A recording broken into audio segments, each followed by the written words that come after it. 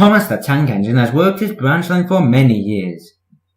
You know just where to stop, Thomas, laughed his driver. You could almost manage without me. Thomas had become conceited.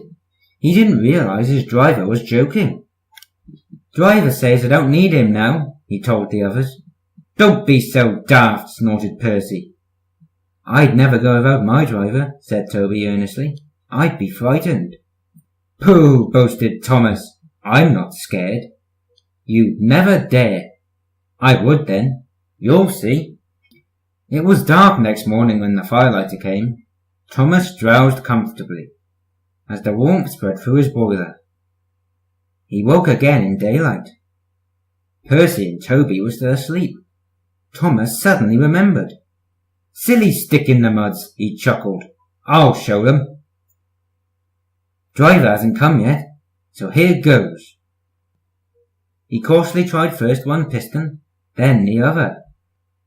They're moving, he whispered. I'll just go out. Then I'll stop and wheesh! That'll make them jump. Very, very quietly, he headed for the door. Thomas thought he was being clever.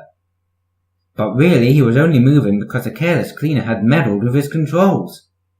He soon found his mistake. He tried to wheesh, but he couldn't. He tried to stop, but he couldn't. He just kept rolling along. The buffers will stop me, he thought, hopefully. But that siding had no buffers. It just ended at the roads. Thomas's wheels left the rails and crunched the tarmac. Horrors! He exclaimed and shut his eyes. He didn't dare look at what was coming next. The station master's family were having breakfast. They were eating ham and eggs. There was a crash. The house rocked. Broken glass tinkled. Plaster peppered their plates. Thomas had collected a bush on his travels. He peered anxiously into the room through its leaves. He couldn't speak. The station master grimly strode out and shut off steam. His wife picked up her plate. You miserable engine, she scolded.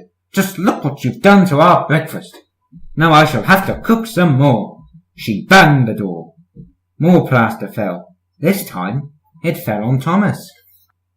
Thomas felt depressed. The plaster was tickly. He wanted to sneeze, but he didn't dare in case the house fell in. Nobody came for a long time. Everyone was much too busy.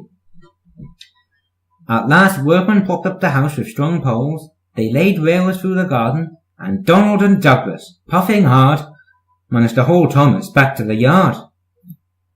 His funnel was bent.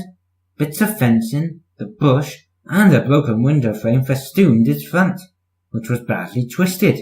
He looked comic. The twins laughed and left him. He was in disgrace. You're a very naughty engine.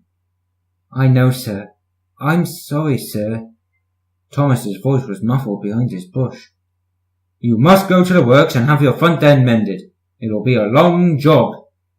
Yes, sir, faltered Thomas. Meanwhile, said the Fat Controller, a diesel rail car will do your work. The diesel, sir? Thomas spluttered. Yes, Thomas. Diesels always stay in their sheds until they are wanted. Diesels never gallivant off to breakfast in station masters' houses. The Fat Controller turned on his heel and sternly walked away.